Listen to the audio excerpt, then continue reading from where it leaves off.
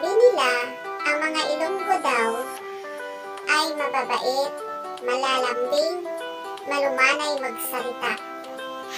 Kasi guys, pag galit, ganito lang pag Ilonggo. Baw, ugaon dagig ka karon mo. Pag Tagalog, sasakalin kita dyan.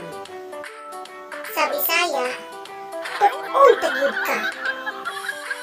May ganito pa guys. Baw, kanami, di bala sa imo mo. Aba, ang galing. Ang galing mo talaga. Pagtarunggod na ako, ha? Tarungag yun. Pero guys, ang kamatuuran, ari bala o, lantawa lang bala sa pagmagkaon, kadako, gid bala sa iya nga hamal.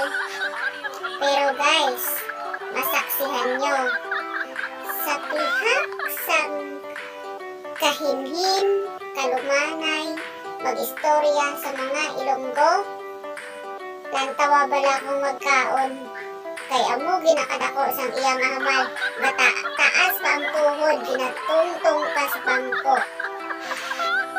Pero guys, ari ay ang pinakasikreto, mostly ha, hindi naman tanan sa mga Ilonggo, sa pihak sang kahinhin nila, kag malumanay mag-istorya, na bisan akig na, galit na, nakangiti pa rin, aba, tantawan ni bala kung magkaon sila kay kadlab ko sa ilang hamal o. Kakinamot na gani na o, bisan may sabaw pa na, kay nga anamitan bisan iya nga ginakaon, ang iya nga sudan ay laswa, ang gasun may blender pa da nga chili oil sa tupad niya, baw namit, kinang iya nga kaon niya. Nakataas pa ang tuhod. O, lantawan nyo bala guys. Amo na ang tunay na Ilonggo yan.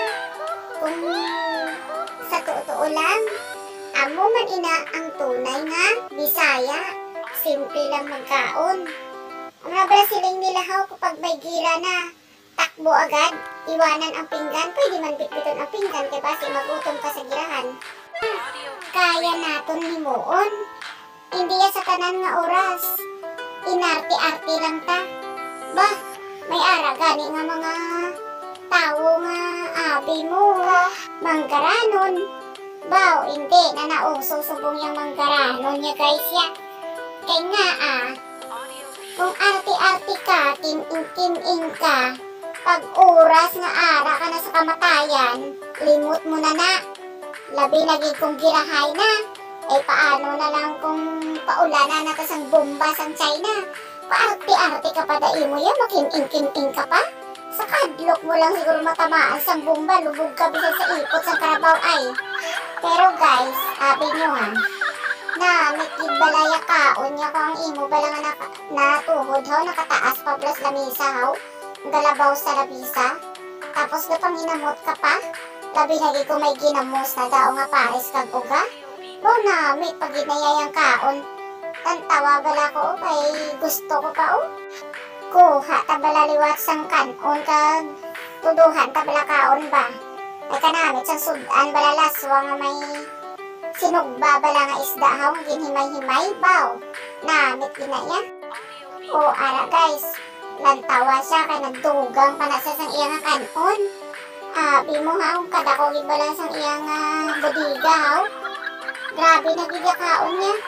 Paborito yung ginangada ng laswa. Sus, kung tuyo pa na siguro ang uga ba? Ang ginsubak sang laswa. Abo, mas namit pag inang iyakaon, tapos may sabaw pag inang tinabalo. Baw, tuduhan niya pag inang hamal niya. Madaan yung labi na gito si tatay niya pag madumduma niya na pala si tatay nagkakaon haw. Baw, grabe na si tatay pakaunon sang kanon, may sudan ng laswa.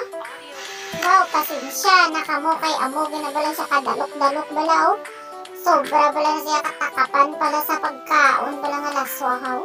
Paborito niya ginang laswa. Dami lagi sa una pag maglaswa na siya. Damo-damuon niya ginaya sabaw niya kagigupon niya todo ang sabaw niya sang laswa. O, finally, tapos na siya kaon. Base pala madugang pa.